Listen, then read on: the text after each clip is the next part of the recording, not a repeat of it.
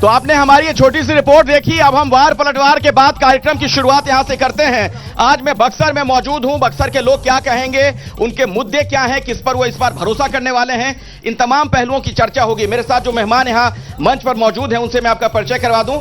Sarika Paswan ji RJD से हमारे साथ जुड़ गई हैं, बहुत बहुत स्वागत है आपका। हिमांशु चतुर्वेदी जी भारतीय जनता पार्टी के नेता हमारे साथ मौजूद हैं। जितेंद्र सिंह जेडीयू के नेता हमारे साथ मौजूद हैं।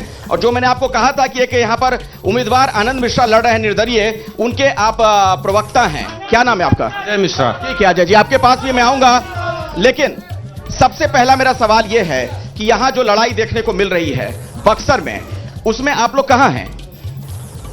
संकल्प से सिद्धि तक की यात्रा जो आदरणीय प्रधानमंत्री मोदी जी ने तय की थी, वह यात्रा की प्रारंभ हो चुका है।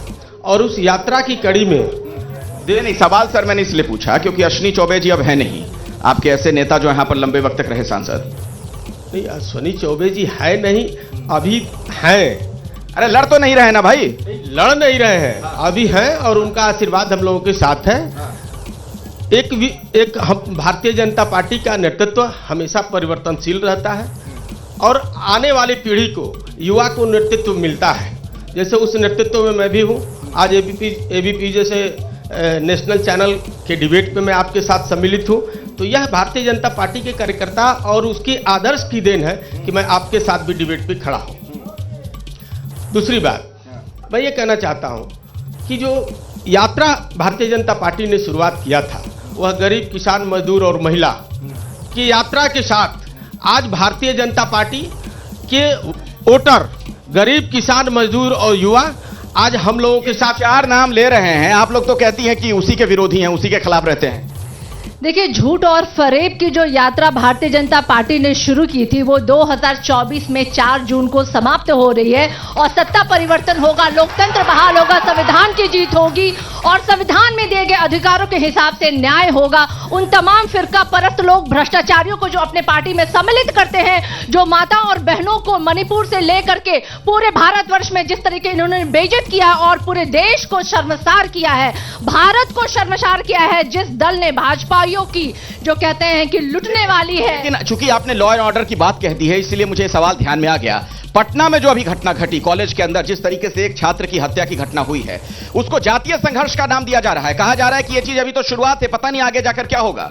देखिए, शर्मनाक है और दुखद है कि वो लोग जो सत्ता में काबिज हैं, वो अपने विपक्षियों को, जिनके पास की कोई पावर भी नहीं है, गृह विभाग आपके पास है, पुलिस आपके निर्देशों पे काम कर रही है, पूरी शासन और प्रशासन आपके निर्देशों पे काम कर रही है, फिर भी आप कह रहे हैं कि आपके विपक्षों के द्वारा ऐसा हो रहा है। अरे आप स्वीकार कीजिए जनता के। इसमें जाति का एंगल कहां से नजर आ गया भाई? निश्चित रूप से जातीय संघर्ष का दौर 1990 से बिहार देखा है और वह दौर कालांतर में भी ये लोग रखना चाहते हैं। चूंकि यह लड़ाई, यह 2024 का चुनाव सिर्फ 2 ही धारे पे होने वाला है, एक परिवार पार्टी के द्वारा और एक 4 जिसका मैं संकल्प किया। बस 4 ही लोग हैं, यह सिर्फ 2 ही धुरी पे चुनाव हो रही है। और इस घटना में कास्ट एंगल कहां से लिया है? कास्ट, अरे भाई, एक छात्र हुआ करता था, उस छात्र को, वो जो भूमिहार किसी जाति वर्ग विशेष का लड़का था, होनहार लड़का था, उसको किसी जाति विशेष के लोगों ने उसकी हत्या कर दी, पीट कर सरेआम हत्या कर दी। निश्चित रूप से आपको मैं विश्वास दिलाना चाहता हूं, केंद्र और राज्य में हमारी सरकार है और न्याय के साथ विकास होता है, तो न्याय के साथ इसका। एक सवाल इस पर यह भी खड़ा होगा, आप जेडीयू के नेता हैं, नीतीश कुमार जी मुख्यमंत्री है लंबे वक्त से, लॉ एंड ऑर्डर कहां है फिर? देखिए, नीतीश कुमार जी, जाति कह लीजिए आप, चलिए मैं मान भी लूं आपकी बात को, से जुड़ा मसला है ना ये तो। जी, हम बताते हैं, नीतीश कुमार जात को देखकर राजनीति नहीं करते। नीतीश एक समूह के सुरक्षा तो दे सकते हैं सभी को, सुरक्षा के लिए लैंड ऑर्डर बनाया गया है, उसकी प्रक्रियाएं होती हैं, उस प्रक्रियाओं के तहत जो भी उचित कार्रवाई होगा उस पर किया जाएगा, किसी को बख्शा नहीं। क्या कार्रवाई हुई? निश्चित रूप से किसी चीज का जांच होगा, जांचोपरांत ही कार्रवाई हो सकती है। तक में वोट जनता डाल देगी। वोट छपरा में भी एक नवयुवक की हत्या की गई, 2 राष्ट्रीय जनता दल के कार्यकर्ताओं पे उन पे गोली चलाई गई और वो गोली चलाने वाले लोग सरेआम बंदूक लेके दौड़ रहे थे। कौन जाति का था? अपराधी का कोई जात नहीं होता है, लेकिन ये सरकार का फेलियर है कि अगर उनके सरकार में रहते हुए अगर किसी की हत्या हो जा रही है, किसी की बलात्कार हो जा रहा है, अगर लूट हो रहा है, तो ये सरकार का फेलियर है और ये भाजपा और जेडीयू का फेलियर है कि वो नाकाम रहे और ये लॉ एंड ऑर्डर पर जवाब दीजिए, फिर मैं बाकी लोगों के पास जाऊंगा। देखिए, जाति हमेशा हर मुद्दे में जात को घसीटना एक गलत बात है। आप जात कर रहे हैं, आप प्रदेश से प्रवक्ता बन के आई हैं और जिले में केवल जात का उन्माद फैलाने के चक्कर में पड़ी हुई है। ये नीतीश का शासन है और नीतीश का नेता और कार्यकर्ता विकास की लहर को देखता है और एनडीए की सरकार देश और राज्य में बिहार करने का काम। बीएसपी के नेता भी आ गए हैं, किन मुद्दों के साथ हैं आप चुनाव में? क्या है बक्सर का माहौल? एकमात्र मुद्दा है विकास। अभी तक यहाँ पर कहीं कोई भी विकास नहीं हुआ। सभी लोगों ने बस को यहाँ ठगने का काम किया।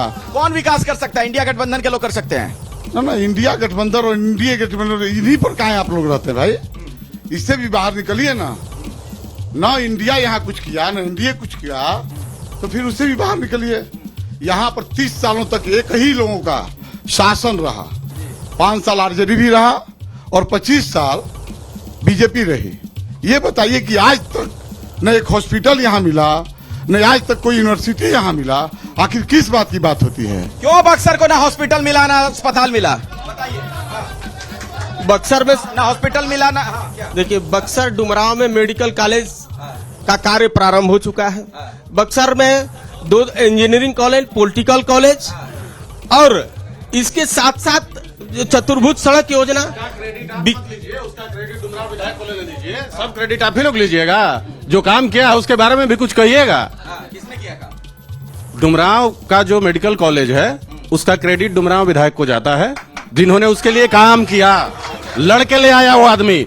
चौबे जी लाए थे, वो कैंसिल हो गया था और चौबे जी केवल यहाँ पर हवाबाजी किए 10 साल। चौबे जी वाला नहीं बन पाया था अस्पताल, नहीं बना था। और सुन लीजिए, बता रहे हैं आपको, बक्सर की सबसे बड़ी समस्या आज के समय में किसानों की है। यहाँ से 10 किलोमीटर दूर चौसा में पावर प्लांट बन रहा है। किसानों को नीतीश कुमार और एनडीए की बर्बर सरकार ने जाके आप देखिए, 3 गांव में आधे से अधिक घरों में ताला बंद है, लोग घरों में बहुत नहीं है। ये मुद्दा है बक्सर का। इस मुद्दे पर कोई बात नहीं करता है, फालतू का हवाबाजी हो रहा है। बक्सर की समस्या है कि यहाँ डिब्रूगढ़ से लाके सदर वो बैठा दिया जाता है कैंडिडेट। बक्सर में नेता नहीं है, कहा जाता है कि डिब्रूगढ़ से आएगा, आप उसको जिता के भेज दीजिए। हम ये स्वीकार नहीं करेंगे। पहली बार ऐसा हुआ है कि बक्सर का एक लाल खड़ा है, पूरा बक्सर उसको समर्थन दे रहा है और वही चुनाव जीतेगा।